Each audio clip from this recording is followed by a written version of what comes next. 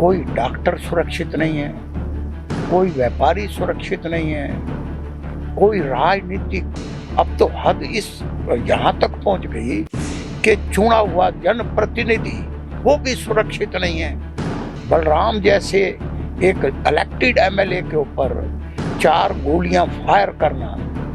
महम के कांग्रेस विधायक बलराम दांगी, जिनके पिताजी आपके दोस्त हैं, मेरे साथ मंत्री थे, मंत्री रहे आनंद सिंह दांगी जी, जिनको महम का शेर भी कहा जाता था और बड़े दबंग नेता रहे हैं। उनके बेटे के कार्यालय पे जो रात को हमला हुआ है, 4 गोलियां चली, एक गोली तो फंसी हुई मिली वहीं पे दीवार में, कि 2005 के बाद जब आदरणीय चौधरी भूपेंद्र सिंह हुड्डा जी चीफ मिनिस्टर बने जी, और उन्होंने कुछ नहीं किया। जब इक्का दुक्का लॉ एंड ऑर्डर की प्रॉब्लम सामने नजर आई तो उन्होंने एक ही प्रेस कॉन्फ्रेंस की थी, मुझे अब तक याद है, डेट आपको बता दूंगा मैं। उन्होंने ये कहा था, या तो बदमाशी छोड़ दो या हरियाणा छोड़ दो। मुझे सरकार अपने वाले पे आ जाए, पुलिस अपने वाले पे आ जाए तो क्या उनसे बड़ा कोई गुंडा बन सकता? लॉरेंस बिश्नोई जो आज पूरे कंट्री के अंदर सबसे, अगर कोई गैंग बचा हुआ है वही है। वो कहाँ है? वो गुजरात में है, गुजरात की जेल में बंद है। आज वो हर सुविधा उसके पास है। अभी रिसेंटली एक इंसिडेंट हुआ जहां एक आदमी मारा गया, तो किसने उसकी जिम्मेवारी ली? लॉरेंस बिश्नोई ने।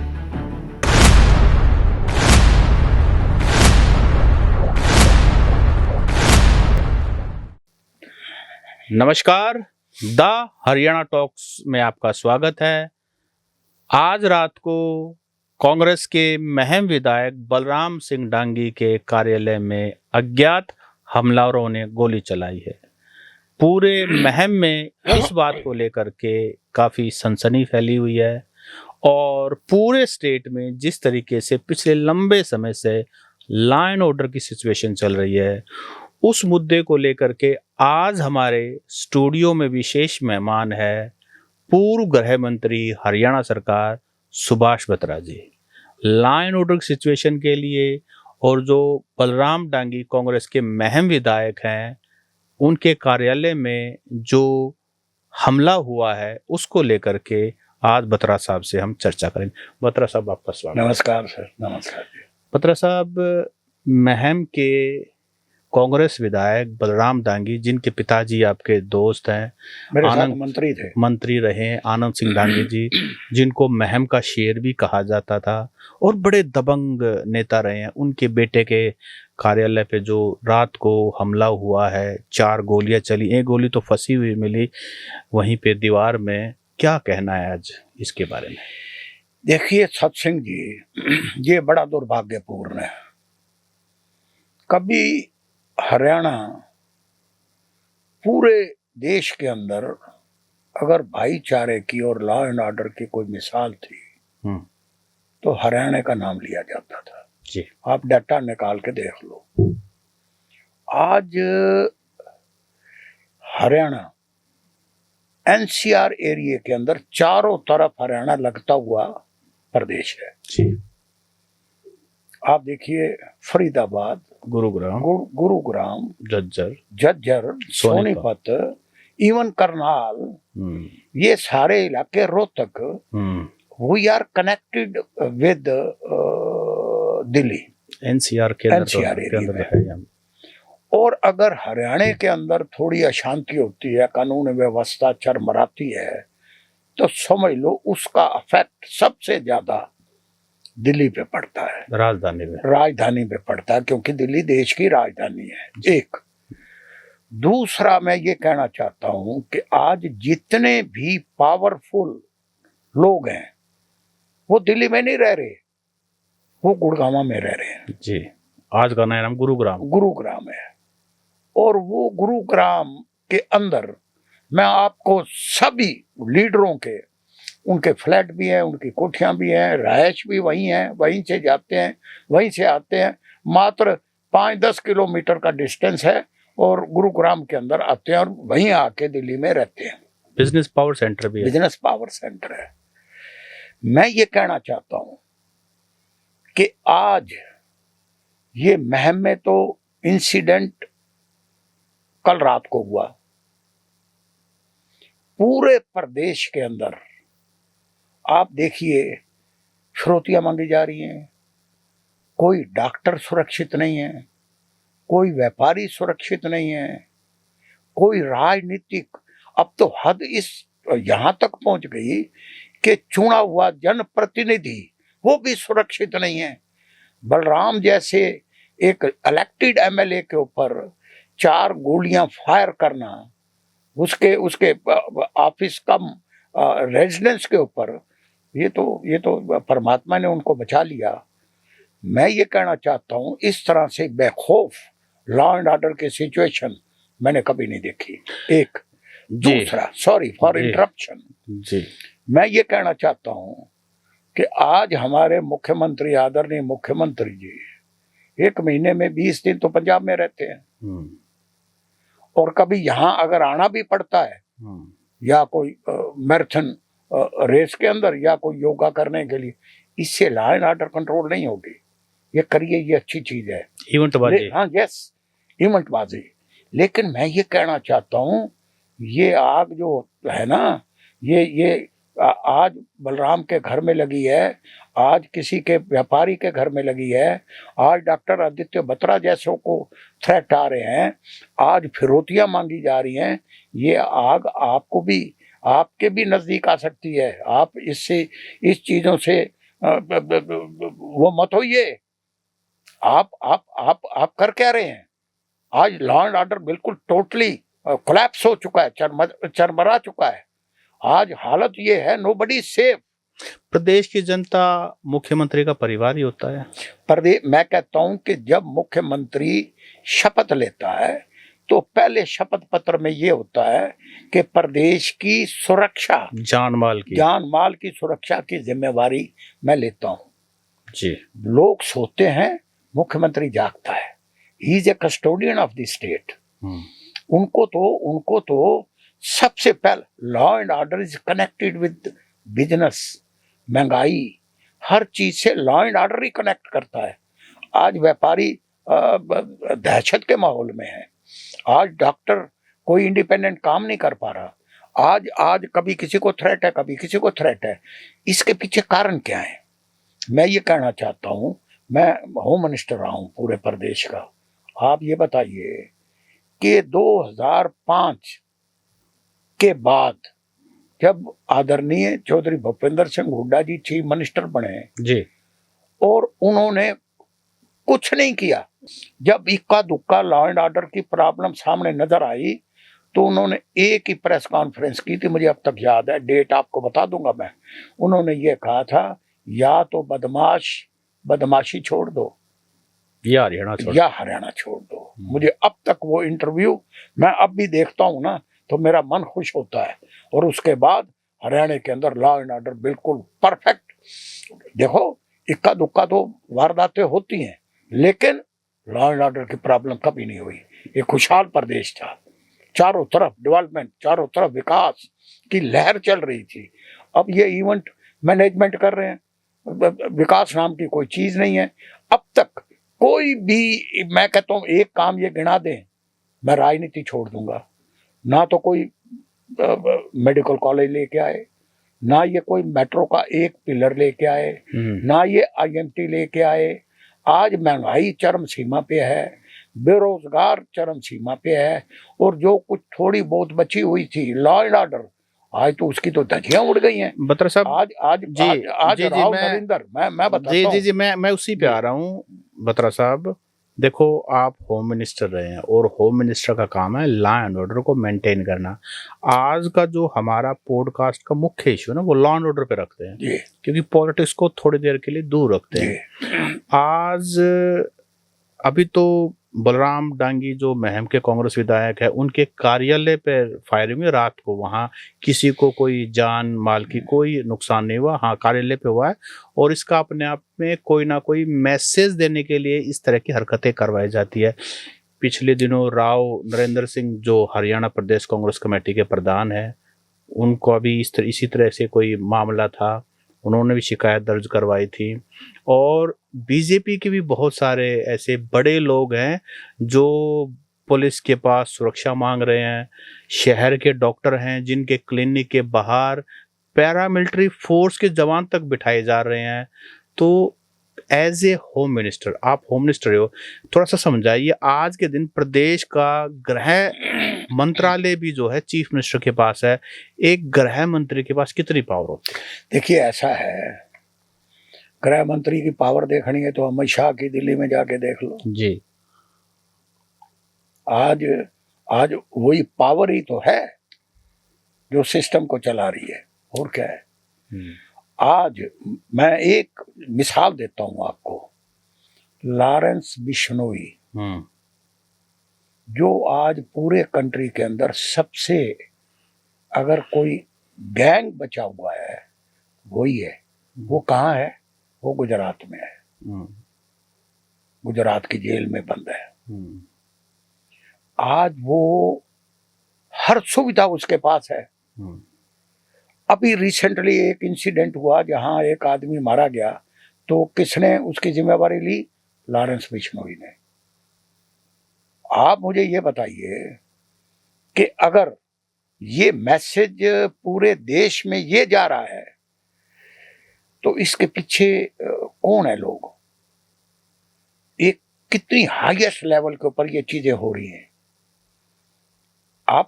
मैं तो होम मिनिस्टर रहा हूं, एक जतिंदर पहल का मामला आया था मेरे टाइम में, और उस वक्त उस जतिंदर पहल को, मैं ये नहीं कहता, वो पकड़ा गया और फिर उसके बाद कभी कोई लॉ एंड ऑर्डर की प्रॉब्लम पूरे प्रदेश में नहीं हुई। आम आदमी हमने वो सजा दी, कानूनी सजा दी। हालांकि हमारे डीजीपी तक को भी ट्रायल फेस करनी पड़ी, जेलों में जाना पड़ा, लेकिन we did not care about. हमने कानून व्यवस्था को नजरअंदाज नहीं होने दिया। इसी तरह से चौधरी भूपेंद्र सिंह हुड्डा 2005 के बाद आप देखिए 10 साल वो चीफ मिनिस्टर रहे, कोई प्रदेश में कोई ऐसी लॉ एंड ऑर्डर की प्रॉब्लम आई?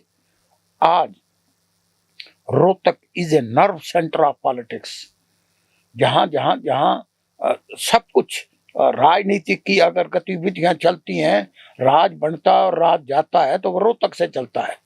आज रोहतक के अंदर क्या पोजीशन है? मैं ये भी कहता हूँ, ये जो बलराम डांगी के खिलाफ के ऑफिस के अंदर जो गोलीबारी हुई है, इसके पीछे सिर्फ इतना ही नहीं है, ये सिर्फ हम लोगों को, आम लोगों को टेरराइज करने की एक साजिश है कि अगर इलेक्टेड विधायक सेफ नहीं है तो आप कौन से खेत के मूल्य? आप कौन हो? अगर विधायक सेफ नहीं, वो भी अनंत सिंह दांगी, जिसका इतिहास जो इतना स्ट्रांग, जो मेरे साथ मंत्री रहे हैं, वो बड़ा पावरफुल आदमी रहा है, जिसकी बैकग्राउंड हिस्ट्री है, अगर उसके परिवार के ऊपर 4-4 गोलियां दाग सकते हैं, अगर वो सेफ नहीं, तो ये एक मैसेज है। तो इस घटना के बाद आनंद सिंह दांगी जी का एक वीडियो सामने आया जिसमें वो कह रहे हैं कि मेरे कार्यालय के सामने पुलिस स्टेशन है, अब पुलिस स्टेशन के सामने ये घटना हुई है और बलराम विधायक इलेक्टेड विधायक हैं और हमारी किसी से कोई पर्सनल दुश्मनी नहीं है। मतलब कई बार तो दुश्मनी चलते, हमारे किसी से कोई इस तरह का बैर भाव नहीं है कि कोई इस तरह का हमला करवाए।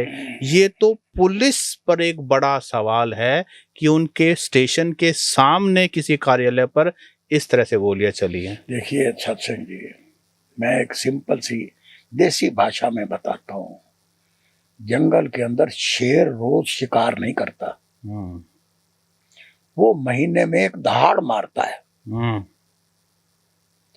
और उस दहाड़ से वो जो छोटे मोटे जो जानवर हैं और इधर उधर के जो जानवर हैं वो सहम जाते हैं, और उसी से लॉ एंड ऑर्डर, फॉरेस्ट का भी, जंगल का भी लॉ एंड ऑर्डर उससे कंट्रोल होता है। एक मैसेज क्या कि अगर कोई बदमाश, कोई क्रिमिनल या तो क्राइम छोड़ दे या बदमाशी छोड़ दे या प्रदेश को छोड़ दे, ये मैसेज जाना चाहिए।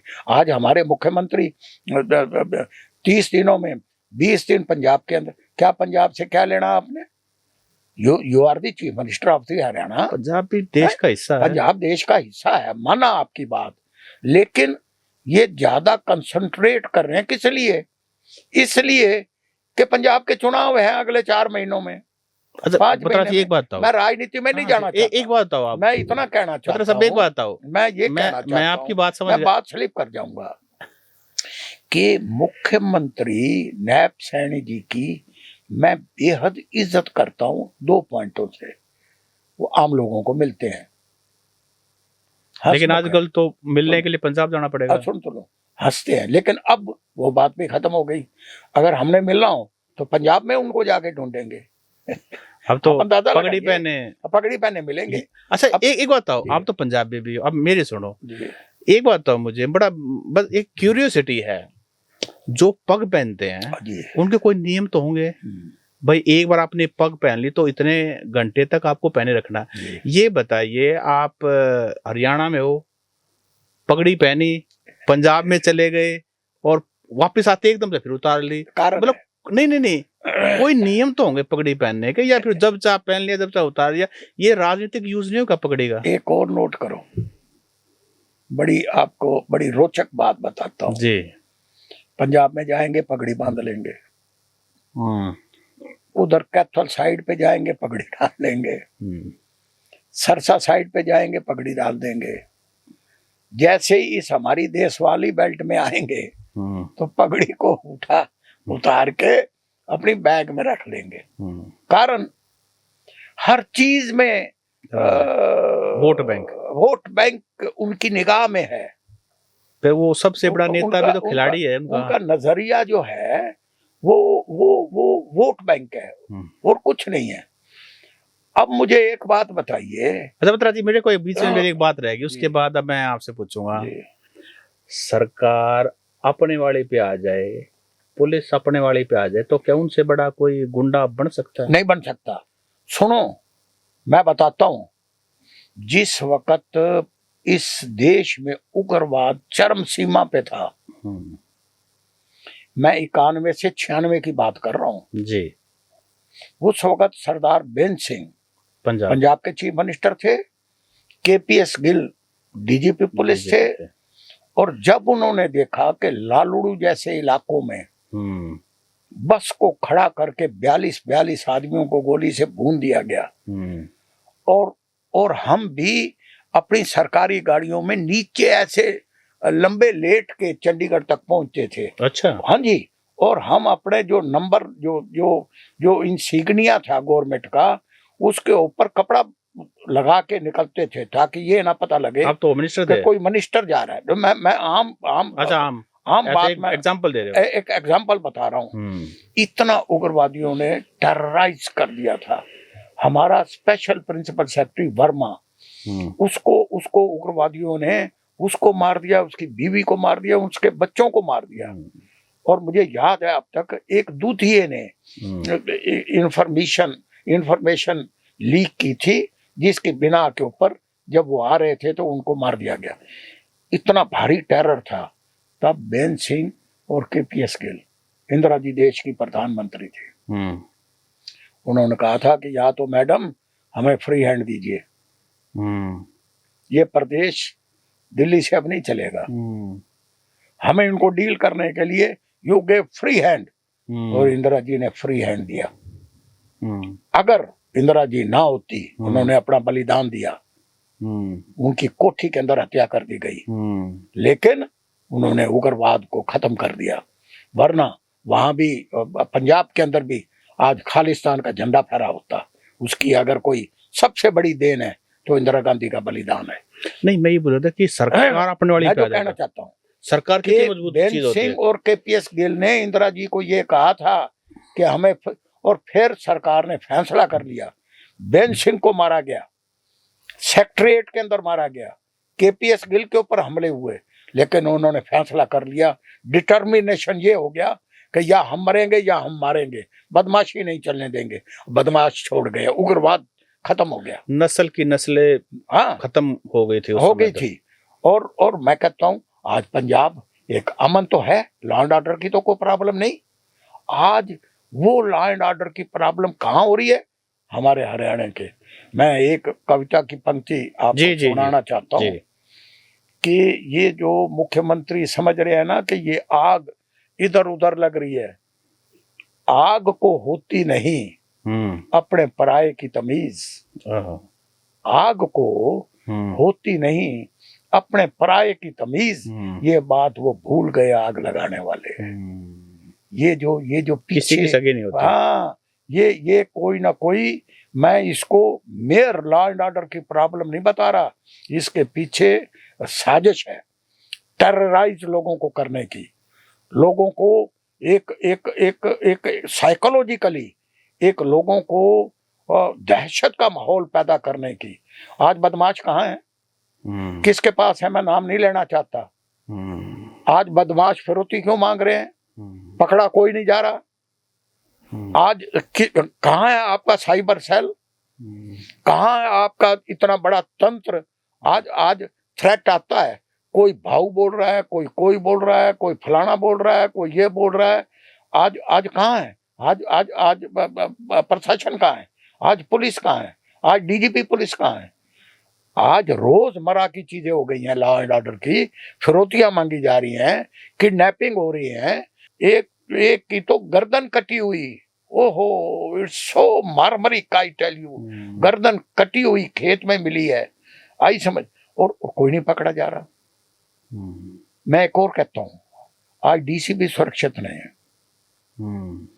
ये पीछे एक कंट्रोवर्सी हुई थी कि अर्जुन चौटाला एक ज्ञापन देने के लिए डीसी के पास गए, 4 घंटे 4 आवर्स, वो 400 आदमी थे या 300 आदमी थे, ज्ञापन देने के लिए कड़कती धूप के अंदर बाहर बैठे रहे। ज्ञापन तो मात्र 5-10 मिनट में लिया जा सकता है, लेकिन जब 4 घंटे के बाद डीसी नीचे आए तो एसपी को साथ लेके आए। कारण वो अपने आप को, वो कॉन्फिडेंस डीसी में नहीं था, वही अपने आप को असुरक्षित महसूस कर रहे थे। वरना हमने भी कितनी बार ज्ञापन दिए, कभी डीसी के साथ एसपी नहीं आता है। मेरे कहने का मतलब ये है कि ये प्रशासनिक अधिकारी बिल्कुल बेलगाम हैं और उनके ऊपर का कोई कंट्रोल, कोई संचालन नहीं है, इसलिए लॉ एंड ऑर्डर की सिचुएशन ज्यादा खराब हो रही है। That's the reason behind, I tell you. जी पत्र साहब, ये बताइए, आपने फिरौती वाली बात की, ये बहुत ही सीरियस मुद्दा है और बदमाश है, या तो जेल में है या वो जेल से बाहर है, बदमाश कहीं ना कहीं तो है ही। और हरियाणा में पिछले 3 बार से सरकार लगातार सेंटर में भी और स्टेट में भी बीजेपी की है, तो यानी कि जो कोई भी ये काम कर रहे हैं सरकार की नज़रों में, सरकार की लिस्ट में तो है। हमारा जो पुलिस प्रशासन है, हमारी जो सीआईडी है, उनके पास रिकॉर्ड तो सारा है, रिकॉर्ड तो सारा है। मैं बताता हूँ, राजस्थान में सरकार किसकी? बीजेपी की। यूपी में सरकार किसकी? बीजेपी की। दिल्ली में सरकार किसकी? बीजेपी की। हरियाणा में सरकार किसकी? बीजेपी की। मैं ये कहना चाहता हूँ कि चारों बॉर्डर्स, जो बॉर्डरिंग स्टेट हैं, वहां सरकार बीजेपी की है। बदमाश भाग के कहां जाएगा? सीआईडी के जो हजारों जो एम्प्लॉय हैं, जो सीआईडी के ऊपर काम करते हैं, जो इंटरपोल के ऊपर काम करते हैं, जो रॉ और इंटेलिजेंस आईबी की एजेंसीज हैं, उनका भी तो इनपुट होगा सरकारों को। मैं होम मिनिस्टर रहा हूं, आप मुझे ये बताइए, डॉक्टर आदित्य बत्रा को थ्रेट हुआ, कहाँ है वो कल्प्रिट? सुनो, एक और आपको शिकायत का, एक और आपको बता, चलो आप मुझे बताओ। आपको नहीं, मैं इसी पे पॉइंट पे आऊंगा। शिकायत कहाँ है? आप एक क्वेश्चन पुट करना डॉक्टर आदित्य बत्रा के पे जरूर। थोड़ी बहुत रिसर्च हमारे पास, मेरा कजन है वो, मेरा कजन है वो, मैं मान गया। मैं जो कहना चाहता हूँ, मैं आपसे जो बता रहा हूँ उससे एक स्टेप आगे की बता रहा हूँ। उसने अपने सेल्फ डिफेंस के लिए लाइसेंस अप्लाई किया, इसी गवर्नमेंट में, इसी रोहतक के प्रशासन को अप्लाई किया। पूछ लेना आप, मेरे को नहीं बताया उन्होंने, लेकिन मेरे पास इन्फॉर्मेशन है, सुनिए। उसका लाइसेंस नहीं बनाया, उसको प्रशासन ने इजाजत नहीं दी, उसको एसपी ने रिकमेंड नहीं किया। सुनिए, बड़ा सीरियस मैटर है, आगे आगे मुझे बोलने दो।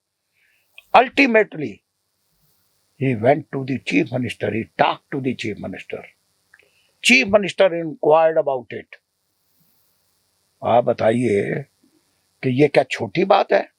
He is a leading doctor, है, और इन्हीं के बीजेपी में है। बीजेपी में जो इनकी लाइन से ना चले तो वो बीजेपी का नहीं है, वो तो आरएसएस में भी है। हाँ सुन दो, वो बीजेपी में नहीं है। आप समझिए बात, इनका सिस्टम हो रहा है।